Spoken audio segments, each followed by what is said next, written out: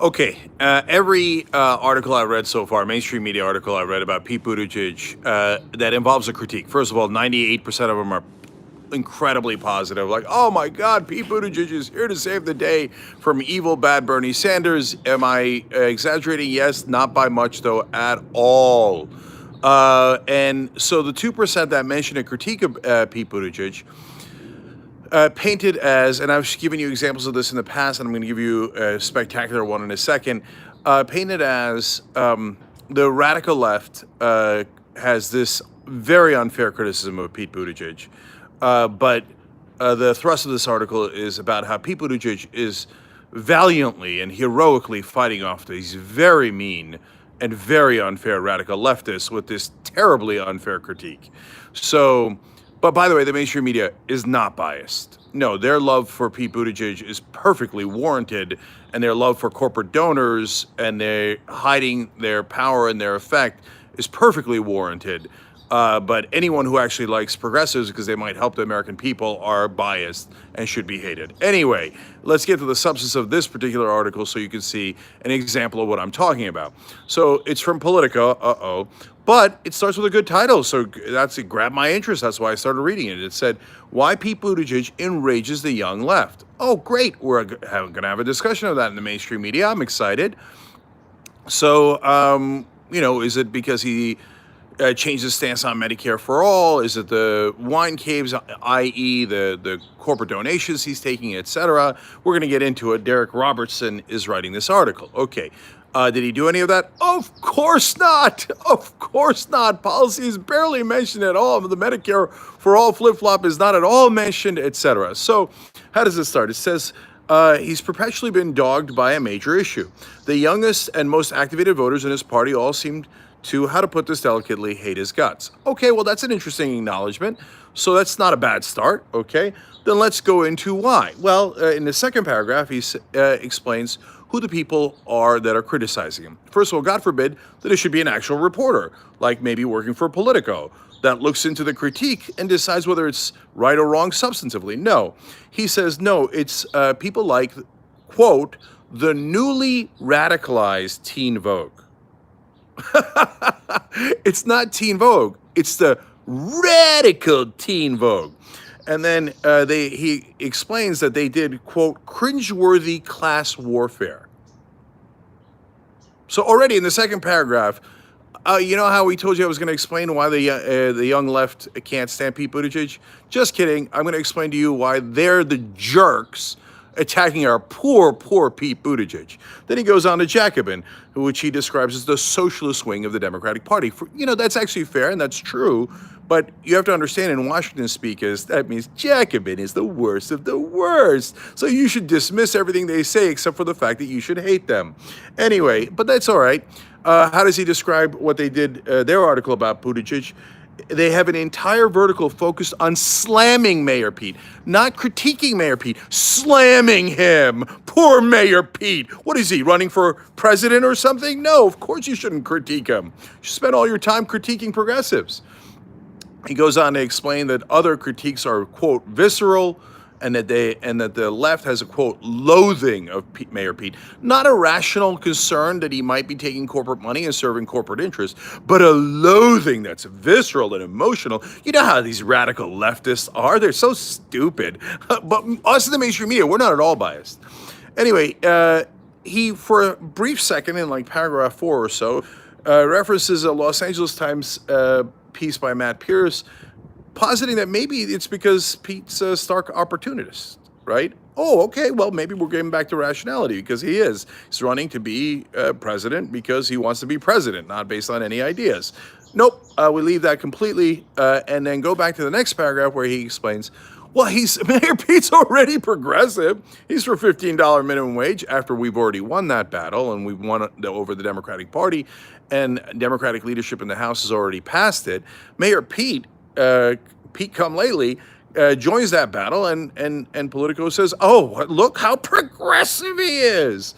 And then they say, and he's also for a public health care option. What more do these people at the gates want? These barbarians.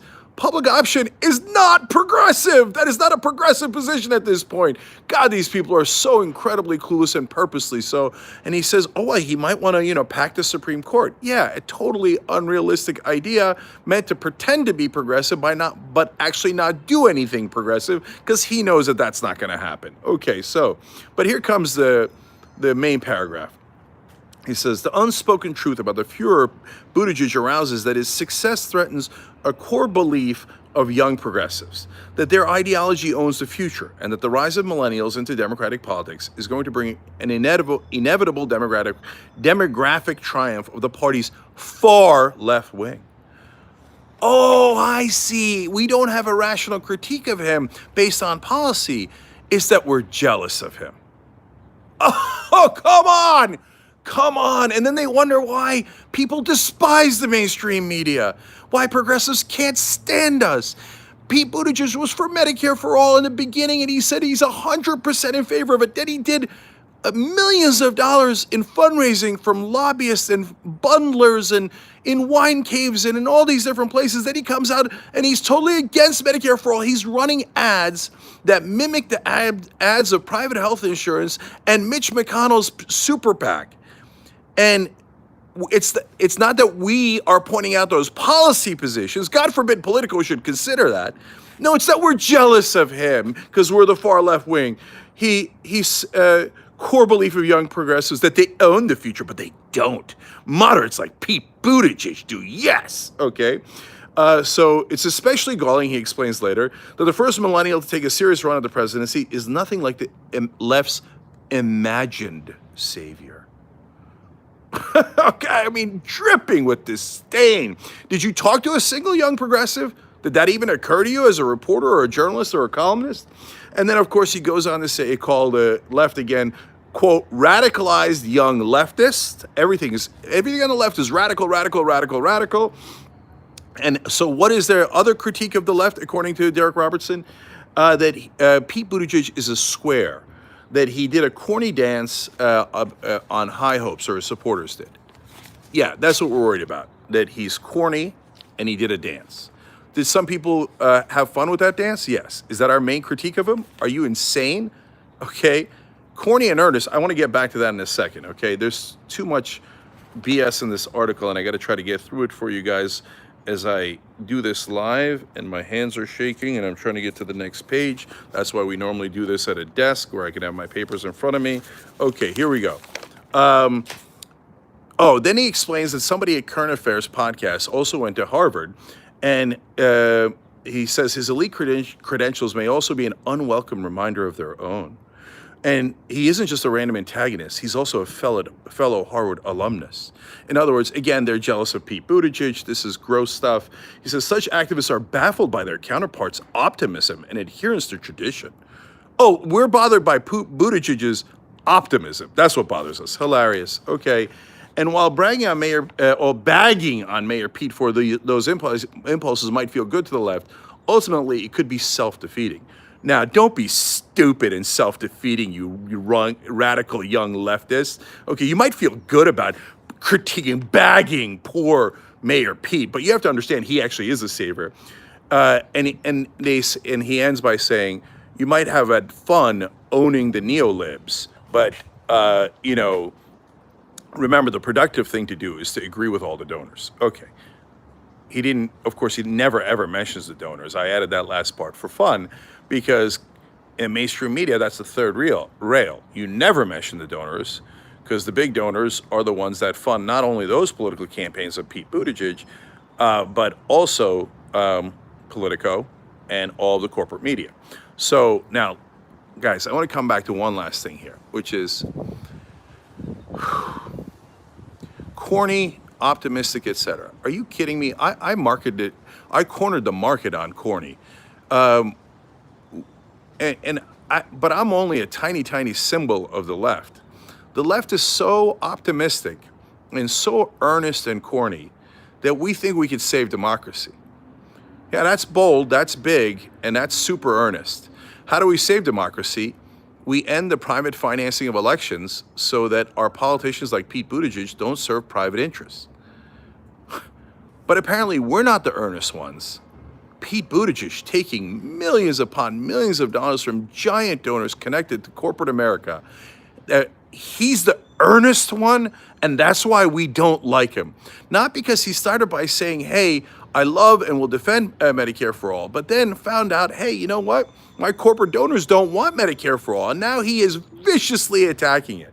Not because he's not in favor of bold change on the environment, not because of any of those policies, not because he not only is not going to change money in politics, he revels in and gets his power from money in politics. We care about policy. You want to do a critique of the left? You can say we're earnest, we're corny, we're all those things. And yes, we're actually optimistic that we can get democracy back, and that it seems unbelievable, but we actually believe. We actually believe, and that's what drives Politico crazy. That's what drives the mainstream media crazy. They're like, don't fight back, don't fight back.